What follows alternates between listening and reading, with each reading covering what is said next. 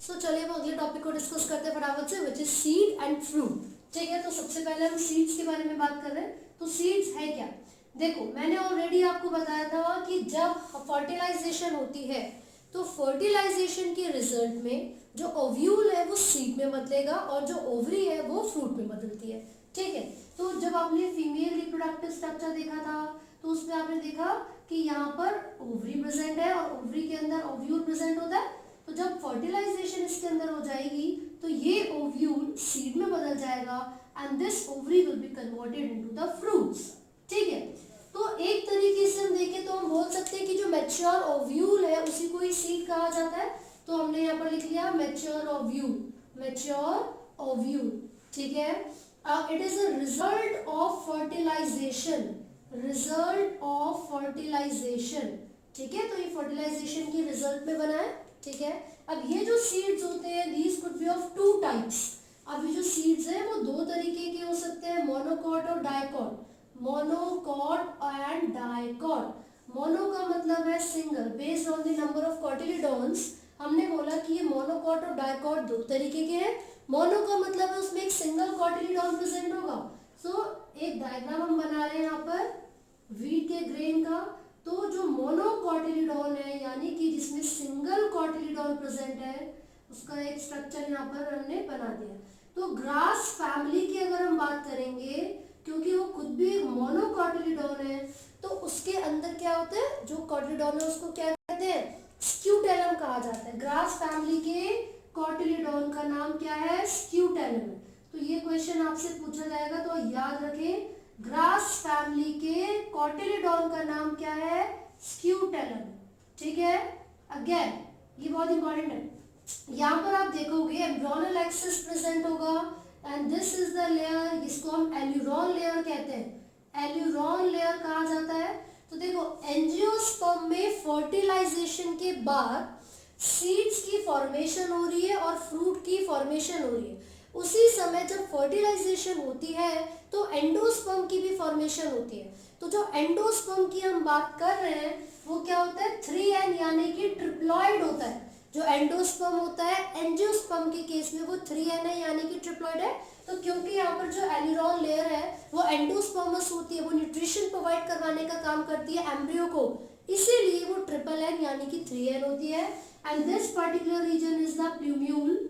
ठीक है, जो कि फ्यूचर शूट होता है, फ्यूचर शूट होता है, आगे चल के स्टेम में बदलता है। And this region is the radicle, जो कि फ्यूचर रूट होगा, फ्यूचर रूट। ठीक है, और आप देख सकते हो इन दोनों को प्रोटेक्शन देने के लिए कॉन्टिन्यूस शीथ प्रेजेंट है। ये जो कॉन्टिन्यूस शीथ, ये लेयर आपको नजर आ रही है, द लेयर और the sheath that encloses the plumule is called coleoptile. उसको क्या कहते हैं, कॉलियोप्टाइल। सिलोप्टाइल भी कहा जाता है लेकिन हम यहाँ पर पढ़ रहे हैं कॉलियोप्टाइल। ठीक है, और बिल्कुल वैसे ही ये जो रेडिकल को प्रोटेक्शन देने के लिए शीट प्रेजेंट है, उसको कवर करने के लिए शीट प्रेजेंट है, उसको कहा जाता है कॉलियोरिजा या फिर कॉलियोराइजा। ठीक है, तो ये आपको याद रखना है, there is always an embryonal axis, plumule and radicle, जो कि सीड के कैरेक्टरिस्टिक फीचर्स होते हैं। ये हमने मोनोकॉट का एक स्ट्रक्चर देखा। मोनोकॉट में ग्रास फैमिली आती है और ग्रास के कॉटिलिडॉन का नाम क्या है, स्क्यूटेलम नाम है। तो एक तो ये क्वेश्चन आपसे पूछा जाता है नीट में और दूसरा ये। ठीक है, अब डाइकॉट के बारे में अगर हम बात करें तो उसका सीड जब हम बनाएंगे so it will be like this. इस तरीके से डाइकॉट का सीड बनेगा क्योंकि इसके अंदर दो कॉटिलिडॉन है।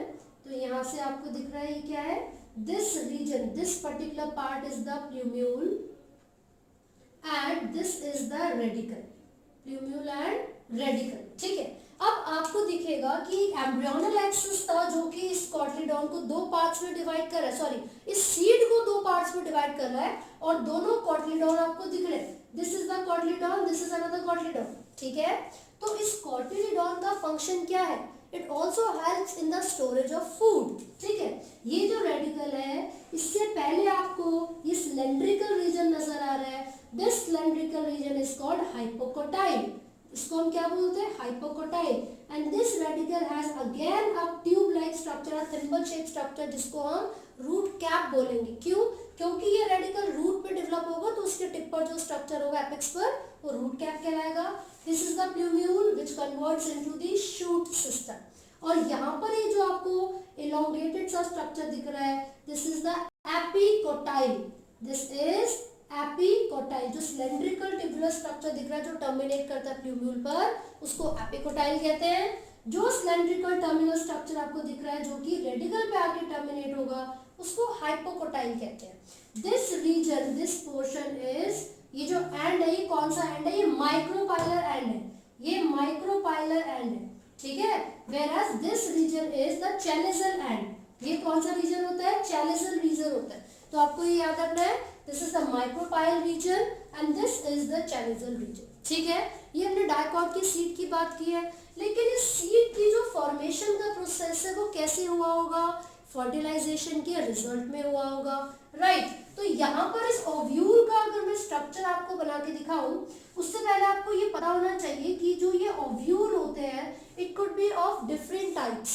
ये इन्वर्टेड हो सकते हैं, अपराइट हो सकते हैं, ये हॉर्स शू शेप के हो सकते हैं, राइट, ये 90 डिग्री का एंगल बना सकते हैं। तो on the basis of their appearance हम ओव्यूल्स को अलग अलग कैटेगरीज में डालते हैं, ठीक है। जैसे कि आपने 12th स्टैंडर्ड की एनसीईआरटी में पढ़ा था, तो वो एनाट्रोपस ओव्यूल था, है ना। वैसे ही ऑर्थोट्रोपस ओव्यूल होता है, हेमिट्रोपस ओव्यूल होता है, एम्फोट्रोपस ओव्यूल होता है। वो सब क्या है, ये डिफरेंट टाइप्स ऑफ ओव्यूल्स है बेस्ड ऑन देयर स्ट्रक्चर, ठीक है। उनकी पोजीशन कैसी है, माइक्रोपाइलर एंड की और चैलेजल एंड की जो पोजीशन है उसके बेसिस पर हमने ओव्यूल्स को अलग अलग कैटेगरी में डिवाइड किया हुआ है। इसकी एक पिक्चर के साथ मैं पीडीएफ अपलोड करूंगी, आप वहां से इसको पढ़िएगा।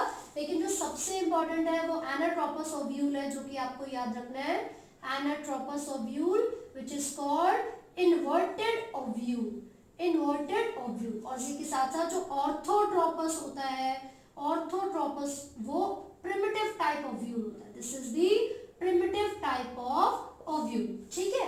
तो मैंने भी बताया कि ओव्यूल क्या है, मैच्योर्ड ओव्यूल को ही सीड कहा जाता है ना। तो यही ओव्यूल सीड की फॉर्मेशन करेंगे।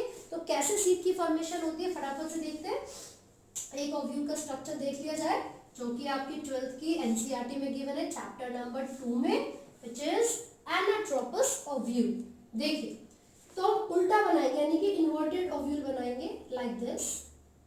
इसमें क्या क्या रीजन्स होंगे, कैसे प्रेजेंट है, so it will be like this. यहाँ पर ये ऐसे करके प्रेजेंट है, this is the another layer, ठीक है। ये ऐसे ट्यूबुलर पार्ट है इसका, लाइक दिस। और यहाँ से आप देखोगे it is like this and this is the another layer, ठीक है। ये इस तरीके से होगा। तो यहाँ पर ये जो हमने एनाट्रोपस ओव्यूल बनाया है, एनाट्रोपस का मतलब मैंने ऑलरेडी आपको बताया, इसका मतलब है इन्वर्टेड, है ना। अब इसकी लेबलिंग एक बार फटाफट से देखते हैं। तो जब आप इसकी लेबलिंग देखोगे, so there are two integuments, the outer integument and the inner integument, outer integument and inner integument, and there is the embryo sac at the centre. यहाँ पर क्या प्रेजेंट है, एम्ब्रियो सैक प्रेजेंट है, this is the embryo sac, ठीक है। तो ये जो एम्ब्रियो सैक है, इसके अंदर क्या क्या चीजें प्रेजेंट होती है, तो एम्ब्रियो सैक के अंदर एंटीपोडाल्स प्रेजेंट होंगे, यहाँ पर सिनर्जिड्स प्रेजेंट होंगे।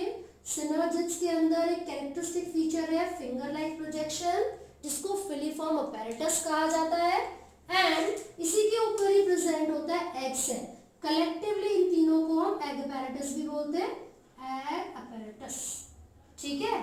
अब यहाँ पर आपने देखा ये तीनों एंटीपोडाल्स हो गए, these are the synergids, this is the egg, है ना।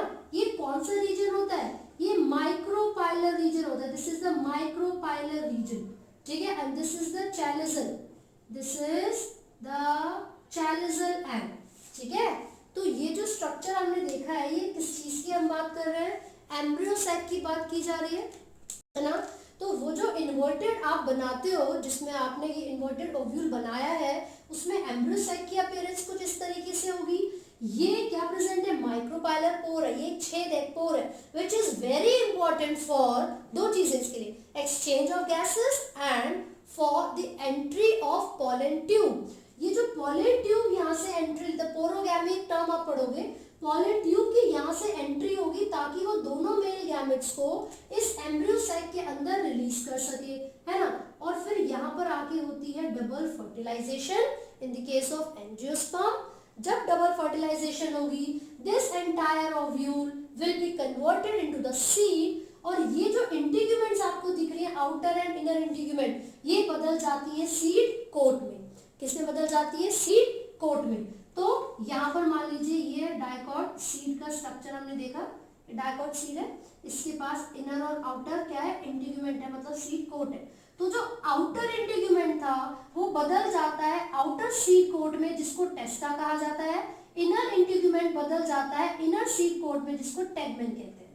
तो आपको ये जरूर याद रखना है सीड कोट किससे बने हुए, किसकी डेवलपमेंट है? इंटीग्यूमेंट्स की। आउटर जो डेवलपमेंट हो रही है इंटीग्यूमेंट की वो टेस्टा में होती है और जो इनर इंटीग्यूमेंट है वो टेगमेन में, राइट। अब हमने यहाँ पर एनाट्रोपस ओव्यूल देखा, ये जो स्टॉक लाइक स्ट्रक्चर आपको दिख रहा है this stock like structure is the funicle, this stock like structure is the funicle. और यहाँ पर ये जो स्पेसिफिक रीजन प्रेजेंट होगा जो इस पूरे ओव्यूल को प्लेसेंटेशन के साथ फ्यूनिकल के साथ कनेक्ट करेगा this is the hilum, this is the hilum region. जब आप सीड देखोगे, मान लीजिए मटर यानी कि पी हम बना रहे हैं, तो पी में क्या होता है? ये जो मटर के दाने होते हैं वो एक स्कार होता है उसके सरफेस पे जिससे वो ओवरी से जुड़े हुए होते हैं। मटर के दाने क्या हो गए? ये ओव्यूल है, सीड है, वो ओवरी से जुड़े हुए हैं। जिस रीजन से वो जुड़े हुए there is a scar on the ovule यानी कि सीड, उस स्कार को हाइलम कहा जाता है और ये वो स्कार है जो कि ओव्यूल और ओवरी के बीच में जंक्शन की तरह काम करता है, ठीक है। साथ ही हमने देखा एक स्टॉक लाइक स्ट्रक्चर प्रेजेंट होता है जो कि प्रॉपर प्रेजेंटेशन प्रोवाइड करवाएगा ओव्यूल को and this stock like structure is called funicle. और ये जो हाइलम है वो जंक्शन होता है ओव्यूल और इस फ्यूनिकल के बीच में या फिर कंप्लीट प्रेजेंटेशन के बीच में, करेक्ट। ये हमने किसके बारे में बात की है? एनाट्रोपस यानी कि इन्वर्टेड ओव्यूल के बारे में बात की है। This is the embryo sac, जब फर्टिलाइजेशन हो जाएगी this will be converted into the seed और आउटर और इनर इंटीग्यूमेंट बदल जाएंगे सीड कोट में, ठीक है। अब जो सीड्स यहाँ पर बनते हैं ना वो एंडोस्पर्मस भी हो सकते हैं और नॉन एंडोस्पर्मस भी हो सकते हैं, ठीक है। एंडोस्पर्मस और नॉन एंडोस्पर्मस का क्या मतलब है? जब कॉटिडॉन के बेसिस पे बात की थी तो हमने बोला था मोनोकॉट और डाइकॉट दो तरीके के सीड्स होंगे। अब चाहे वो मोनोकॉट हो या फिर वो डाइकॉट हो, यही दोनों दो तरीके के हो सकते हैं। मतलब वो एंडोस्पर्मिक भी हो सकते हैं, मतलब एंडोस्पर्मिक का मतलब है एल्ब्यूमिनस जिसके पास एंडोस्पर्म प्रेजेंट है। एंडोस्पर्मस, एंडोस्पर्म पता है क्या है? एक ऐसा स्पेशलाइज्ड टिश्यू जो कि डेवलपिंग एम्ब्रियो को नरिशमेंट प्रोवाइड करने का काम करता है, ठीक है। और non endosperms, non endosperms similarly यहाँ पर भी एंडोस्पर्मस हो सकते हैं और नॉन एंडोस्पर्मस हो सकते हैं। तो डाइकॉट में तो ग्राम यानी कि चना, पी, इनमें कहाँ एंडोस्पर्म होता है? नहीं होता, तो फिर वो नॉन एंडोस्पर्मस में आ जाएंगे, राइट। इसके अलावा आप यहाँ पर एंडो में कैस्टर का एग्जाम्पल ले सकते हो, ठीक है। अब इसकी बात कर रहे हो तो आप जो वीट हो गया, मेज हो गया, ये सब क्या है? एंडोस्पर्मस हो गए, है ना। लेकिन नॉन एंडोस्पर्मस में आप इसकी बात करोगे तो जो मोनोकॉट है जब उसकी हम बात करते हैं तो जो ये आपका नॉन एंडोस्पर्मस हो जाता है। तो इसके अंदर आप किसके एग्जाम्पल ले सकते हो? ऑर्किड का एग्जाम्पल ले सकते हो, ठीक है। तो चाहे मोनोकॉट हो या डाइकॉट हो, it could be either endosperms यानी कि एल्ब्यूमिनस और नॉन एंडोस्पर्मस यानी कि नॉन एल्ब्यूमिनस, करेक्ट। तो ये आपको याद रखना है। साथ ही साथ आपको ये याद रखना है कि जब अनफेवरेबल कंडीशन होती है तो ये जो सीड्स है ये, क्योंकि देखो जर्मिनेशन के लिए कौन कौन सी कंडीशंस की जरूरत है? वाटर होना चाहिए, ऑक्सीजन की अवेलेबिलिटी होनी चाहिए, टेम्परेचर फेवरेबल होना चाहिए। तो these are the external features which are required. Internally अगर हम बात करेंगे तो सीड्स को जर्मिनेट करने के लिए हार्मोन्स की जरूरत होती है, रेगुलेटर की जरूरत होती है। तो ये जो इंटरनल और एक्सटर्नल दोनों ही फैक्टर्स हैं, if these are available in the appropriate concentration तब तो सीड्स प्रॉपर्ली जर्मिनेट कर सकते हैं। लेकिन अगर ये कंडीशंस अवेलेबल नहीं होती हैं तो इंस्टेड ऑफ डाइंग, मतलब ड्राई होने से या मरने से ज्यादा बेटर क्या होता है? ये जो सीड्स होते हैं वो एक इनएक्टिव स्टेट में चले जाते हैं and this state of inactivity is called dormancy. तो डोरमेंसी क्या होती है? एक स्टेट ऑफ इनएक्टिविटी होती है जिसमें क्या होगा, जो सीड्स है वो कुछ समय के लिए अपनी मेटाबॉलिकल एक्टिविटीज को स्लो डाउन कर देते हैं, उनका जो रेट है मेटाबॉलिक एक्टिविटी का वो रिड्यूस हो जाता है, ताकि जैसे ही फेवरेबल कंडीशंस दोबारा से आए वो फिर से जर्मिनेट करना स्टार्ट कर दे, ठीक है। तो सीड हमने अच्छी तरीके से कंप्लीट कर लिया है। इसी में ही अब हम आगे बात करेंगे फ्रूट्स के बारे में। So let's talk about fruits. Basically fertilization के रिजल्ट में ओव्यूल सीड में और ओवरी फ्रूट में बदलती है, राइट। तो जो फ्रूट्स है इसकी जो वॉल होती है उसको क्या कहते हैं हम, पेरिकार्प। फ्रूट की जो वॉल होती है उसको हम पेरिकार्प बोलेंगे। It is further differentiated into 3 parts. कौन कौन से हैं, एपिकार्प जो कि आउटर मोस्ट है, mesocarp which is the middle one, endocarp which is the inner most. तो एपिकार्प, मेसोकार्प एंड एंडोकार्प, ठीक है। तो इस तरीके से ये जो हमने पेरिकार्प है यानी कि जो फ्रूट की वॉल है उसको देखा, वो जो डिफरेंशिएशन है उसमें वो 3 पार्ट्स में होती है, एपिकार्प, मेसोकार्प और एंडोकार्प। आपकी एनसीईआरटी में डायग्राम गिवन है, किस किस का डायग्राम है, वो मैंगो का और कोकोनट का गिवन है, राइट। तो उसमें आपने देखा होगा कि जो मैंगो है कुछ इस तरीके से, यहाँ पर ये अंदर सीड प्रेजेंट है, ठीक है। तो जो एडिबल पार्ट होता है उसका एडिबल रीजन कौन सा होता है, this is the mesocarp. Mesocarp is the edible part in the mango. तो ये आपको याद रखना है, मैंगो जो कि हमारा नेशनल फ्रूट भी है, इसमें जो एडिबल पार्ट होता है वो मेसोकार्प होता है। कोकोनट के अंदर आपको देखना है सीड जो व्हाइट कर्नल होता है, सेल्युलर एंडोस्पर्म, वो एडिबल पार्ट होता है, राइट। अब यहाँ पर हम बात कर रहे हैं कि जो फ्रूट्स होते हैं these could be of different types, जैसे कि सिंपल ड्राई फ्रूट्स हो सकते हैं, फ्लैशी फ्रूट्स हो सकते हैं, फ्लैशी मतलब जूसी, जिसमें आप एग्जांपल देखोगे उन सभी का, जैसे कि पोमेग्रेनेट वगैरह उसमें आ सकते हैं। फिर एग्रीगेट हो गया एंड कंपोजिट हो गया। जो ड्राई होते हैं these are further of 2 type, desiccant और indesiccant, which can not further be divided, या फिर जो प्रॉपर तरीके से डिफरेंशिएट नहीं होते हैं वो इनडेसिकेंट हो गए। इसके अंदर कैरोप्सिस है यानी कि ग्रेन, तो ग्रेन में आप व्हीट, मेज, इन सब का एग्जांपल ले सकते हो। जो पेरिकार्प है और जो सीड कोट है, पेरिकार्प का मतलब है फ्रूट की जो वॉल है जो सीड कोट है दोनों फ्यूज्ड होते हैं, है ना, तो उसको इनडेसिकेंट बोला जाता है। यहाँ पर इसके 2 एग्जांपल्स मैं आपको दे रही हूँ। कैरियोप्सिस में ग्रेप्स आ गया जिसमें हमने व्हीट, मेज वगैरह की बात की है। देन नट्स में हार्ड पेरिकार्प होती है, जो पेरिकार्प है वो बहुत हार्ड होती है, इसका एग्जांपल आप कैश्यू नट वगैरह ले सकते हैं, ठीक है। देन डेसिकेट में यहाँ पर आप देखोगे लेग्यूम और कैप्सूल का एग्जांपल लिया है, लेग्यूम में पी हो गया, कैप्सूल में पॉपी प्लांट का एग्जांपल आप ले सकते हो। फ्लैशी में जितने भी जूसी होते हैं वो सारे फ्रूट्स इसके अंदर आते हैं, and these are another category. उसके बाद जो एग्रीगेट होते हैं उसके अंदर देखो क्या होगा, पॉलीकार्पुलरी होते हैं, बहुत सारी कार्पल्स प्रेजेंट होती हैं, and these all carpels are free, क्योंकि एपोकार्पस मैंने यहाँ पे टर्म लिखे हुए हैं, राइट। तो इसका एग्जांपल स्ट्रॉबेरी हम पढ़ सकते हैं। इसके अंदर आप बेरीज देख सकते हो, ड्रूप देख सकते हो, ड्रूप में मैंगो का एग्जांपल आ सकता है आपका, बेरीज में कस्टर्ड एप्पल हो गया, ठीक है, मलबेरी हो गया। इसके अलावा ड्रूप में रेस्पबेरी का एग्जांपल आपको गिवन है। हालांकि और भी बहुत सारे एग्जांपल्स आप फ्रूट्स के अंदर पढ़ सकते हो, लेकिन वो स्पेसिफिक कैरेक्टरिस्टिक फीचर्स और वो एग्जांपल्स जो कि सबसे ज्यादा पूछे जाते हैं मैं वो डिस्कस कर रही हूँ। जैसे कि कैरोप्सिस आपको याद रखना है ग्रेन्स के रिस्पेक्ट में, ठीक है। तो मोनोकोटिलेडोन के लिए, स्पेसिफिकली मोनोकोटिलेडोन के लिए ये टर्म यूज की जाती है कैरियोप्सिस, ठीक है। मेज के लिए आ जाएगा, क्वेश्चन आता है मेज में जो कैरियोप्सिस है उसका नाम क्या है, क्योंकि वो मोनोकोटिलेडोन है। तो मैंने भी बताया क्या होता है उसका नाम, जो सिंगल सीडेड होते हैं उनके अंदर जो कोटिलेडोन है उसका नाम स्क्यूटेलम होता है, राइट। अब उसके अलावा क्या आपको याद रखना है, बेरीज पढ़ना है, ड्रूप पढ़ना है। कंपोजिट में ये याद रखना है that the complete inflorescence is converted into the fruit। जो कंपोजिट फ्रूट होते हैं उसके अंदर पूरी की पूरी इन्फ्लोरेसेंसी एक नए फ्रूट में बदल जाती है। इसके एग्जांपल में जैक फ्रूट ले सकते हैं आप, पाइनएप्पल ले सकते हैं, ठीक है। तो फ्रूट्स के ये एग्जांपल्स आप याद रखोगे। वो जो पूरा का पूरा ओवरी होती है, राइपेंड ओवरी को फ्रूट कहा जाता है। क्या कहते हैं, राइपेंड, पकी हुई जो ओवरी है ना, इसी को हम क्या बोलते हैं, फ्रूट बोलते हैं। And those fruits which are developed by the ovaries are called true fruits। उसके अलावा किसी दूसरे पार्ट से अगर डेवलप होते हैं वो फॉल्स फ्रूट होते हैं, ठीक है। स्ट्रॉबेरी वगैरह एप्पल का सारे एग्जांपल्स आपको याद रखना है, कौन सा ट्रू है कौन सा फॉल्स है। इसके अलावा एक टर्म आप पढ़ते हो पार्थिनोकार्पी। पार्थिनोकार्पी का मतलब होता है the formation of fruits without fertilization. तो बिना फर्टिलाइजेशन के जिन फ्रूट्स की फॉर्मेशन होती है उस प्रोसेस को हम कहते हैं पार्थिनोकार्पी। और उस फ्रूट का एक एग्जांपल हमने यहाँ पर ले लिया बनाना, राइट। तो यहाँ तक आप अच्छे से पढ़ेंगे और याद रखेंगे।